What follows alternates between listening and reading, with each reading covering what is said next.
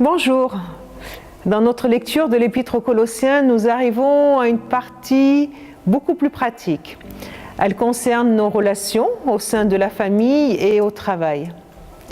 Je vous invite à lire, si vous ne l'avez pas déjà fait, le passage qui va du chapitre 3, verset 18 au chapitre 4, verset 1. Soyons honnêtes, nous avons tellement du mal avec ces versets. Tout d'abord parce que nous avons vu les dégâts qu'ils ont causés ou plutôt comment ils ont été un appui pour en faire. Des hommes, par exemple, ont maltraité leur épouse, leur ont fait subir des situations et des attitudes inacceptables sous prétexte qu'elles doivent leur rester soumises. Des enfants ont subi l'autoritarisme des parents sans autre alternative que cette adjonction « vous devez obéir ». Et puis, que dire de l'Église qui, s'appuyant sur ces textes bibliques, ont excusé et même encouragé l'esclavage. Du coup, devant de tels dégâts, nous avons vraiment du mal à entendre à nouveau le message de ces versets.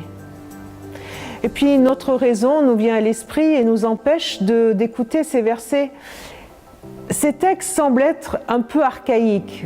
Voilà, dans une société où les rôles du mari, de la femme ont tellement évolué depuis l'époque de Paul, c'est à se demander s'il peut y avoir une réponse normative sur la vie conjugale et la famille en général, valable pour tous les temps. Ne restons pas qu'avec des questions, allez, osons entrer dans ce texte. Différentes relations nous sont proposées, d'abord entre mari-femme, parents-enfants, maître-esclave, ou on pourrait même dire patron et ouvrier. Des devoirs décrits par des verbes à l'impératif pour chacun. Femme, soyez soumise, mari, aimez, enfant, obéissez, père, n'irritez pas, esclave, obéissez, maître, accordez ce qui est juste et équitable. Prenons d'abord la relation dans le couple. La soumission, franchement, la soumission. N'est-ce pas un signe d'infériorité ? Quel était vraiment le projet de Dieu pour le couple, le projet initial ? Je vous invite à remonter un peu dans le temps, à remonter au premier tableau de la création. Il nous est précisé dans ce tableau, dans le chapitre 1 de la Genèse, que Dieu crée l'homme à son image, il le crée à l'image de Dieu, hommes et femmes, il les créa. Et à tous les deux, il leur confie ce mandat créationnel. Ces versets mettent en évidence ceci. Hommes et femmes créés en parfaite égalité reflètent ensemble l'image de Dieu. C'est à l'homme et à la femme qu'est confiée la mission de se reproduire et Dieu donne à tous les deux également le mandat de dominer sur les animaux. Donc Dieu donne pouvoir de vice-gérance sur la terre à l'homme et à la femme en toute égalité, sans aucune différence fondée sur le sexe. Absence de toute restriction particulière, pas la moindre indication de hiérarchie entre les deux. Alors que dans tout le premier chapitre de la Genèse, il y a idée d'organisation hiérarchique de la création. Donc une relation d'égalité par une union harmonieuse qui devaient ensemble accomplir la mission confiée par Dieu.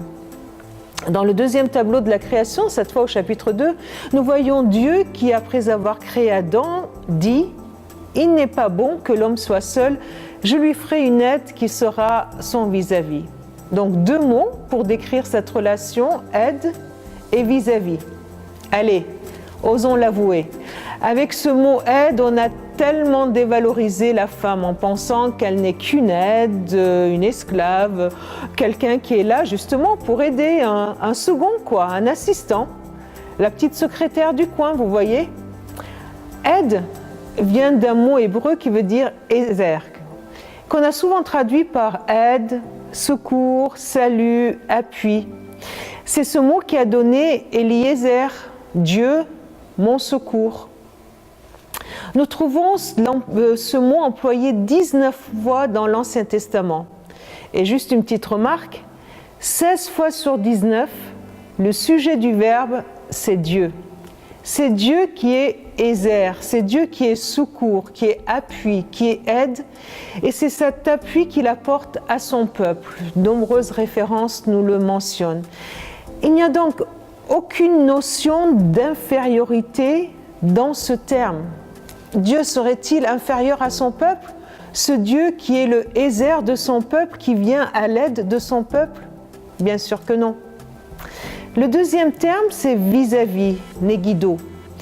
Dans ce mot, il y a cette idée de quelqu'un qui est devant, qui est en face, qui est vis-à-vis. Quelqu'un qui est en présence d'eux.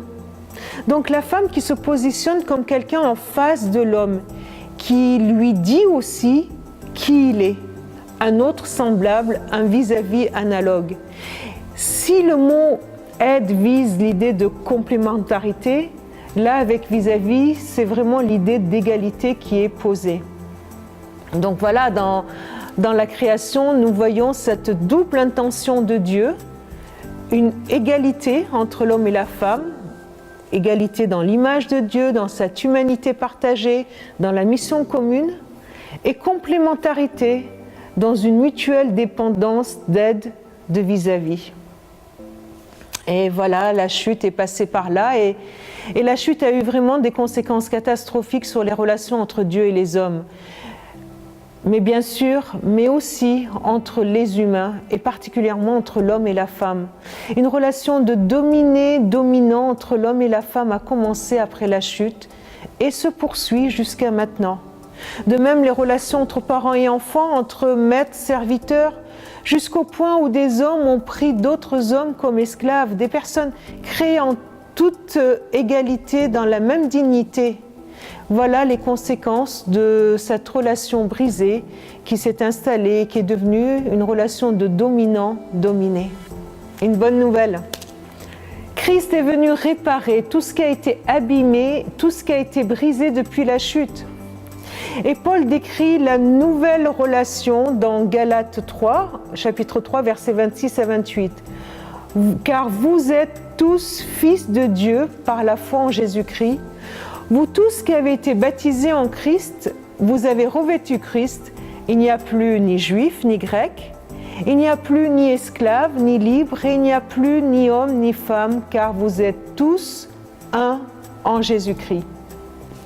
Plus de différence de valeur entre les personnes de culture ou de niveau social ou de sexe différents. Tous, vous êtes un en Jésus-Christ. C'est la perspective eschatologique qui nous attend. Au ciel, nous serons un en Christ. Mais cela commence dès maintenant ici-bas. Du coup, comme nous n'avons pas encore atteint ce stade, cet état, nous avons besoin de règles pour vivre aujourd'hui nos relations ici et maintenant. Justement, en attendant cet accomplissement parfait de l'œuvre de Dieu en nous, où on n'y aura plus besoin de dire aux enfants de faire confiance à leurs parents, ni aux patrons d'être justes et équitables. Mais en attendant, Paul nous propose une voie. Et cette voie qu'il nous propose, il nous la propose dans différentes épîtres. Nous lisons les mêmes recommandations, par exemple dans l'épître aux Éphésiens, où il apporte plus de développement. D'abord, en intégrant tout ce cadre relationnel dans un cadre plus général de soumission mutuelle dans toutes les relations, et en donnant, par exemple, au mari l'exemple de l'amour de Christ envers l'Église. Alors revenons rapidement à notre texte. Ce texte qui nous parle de devoir et non de droit. Paul rappelle à chacun comment vivre ses relations dans la dimension du don en toute liberté. Donc il n'y a pas de place à des droits, à des exigences, mais uniquement au don de soi et à la grâce. Dans ce cadre-là, la soumission devient alors le libre choix pour l'épouse, un choix de se placer sous la responsabilité de son époux, bien plus de reconnaître cette responsabilité et de donner à son époux les moyens de l'exercer. On pourrait presque transcrire cette phrase comme ceci: « Femmes, poussez donc vos maris par votre attitude à reprendre leurs responsabilités au sein de la famille. Maris, aimez vos femmes. On pourrait dire qu'y a-t-il de plus normal que d'aimer sa femme? Mais Paul ne parle pas ici de l'amour éros, mais de l'amour agapé. Et c'est important de le remarquer même dans la relation du couple. Si les relations conjugales sont placées sous le règne de l'amour éros, eh bien elles finiront tôt ou tard par s'effriter. Mais elles sont régies par l'amour agapé, alors elles tiendront. Parce que cet amour part d'une décision, d'une volonté qui ne laisse pas de place à l'amertume. Un amour qui est à demander sans cesse à ce Père qui est toujours prêt à répandre cet amour dans nos cœurs. Dans ces liens du couple, nous devons garder à l'esprit toujours égalité et complémentarité. Du coup, chacun apporte à l'autre ce dont il a besoin. La psychologie du couple vient nous le rappeler. L'homme a besoin de respect, c'est son vraiment besoin fondamental dans sa relation avec sa femme. Il a besoin de respect. Il a besoin de voir dans les yeux de sa femme de la fierté. Il a besoin d'être un héros dans cette relation. Et la femme, elle, eh bien, elle a besoin d'être protégée, elle a besoin d'être soutenue, elle a besoin de toute confiance, elle a besoin d'être aimée. Relation entre père et enfant. Il y a une manière moderne d'exaspérer nos enfants, en ne disant rien, en les laissant faire. Mais pour avoir le droit de poser un cadre, il est aussi nécessaire de le remplir d'une présence attentive, d'une présence joyeuse, qui inspirera ainsi le respect. Relation entre ouvrier et patron. La règle d'or est d'agir, de travailler, de faire ce que l'on nous demande, comme si tout était accompli pour le Seigneur, sans oublier que nous avons un chef au ciel auquel un jour nous devrons rendre compte. Je vous renvoie à toute notre réflexion que nous avons eue sur la santé professionnelle dans ce cadre-là. En conclusion, si nous prenions du temps pour faire un bilan de nos relations avec nos proches, dans quel domaine j'ai besoin de l'aide de Dieu? Alors, demandons-lui tout simplement de nous accorder ce dont nous avons besoin. Au revoir.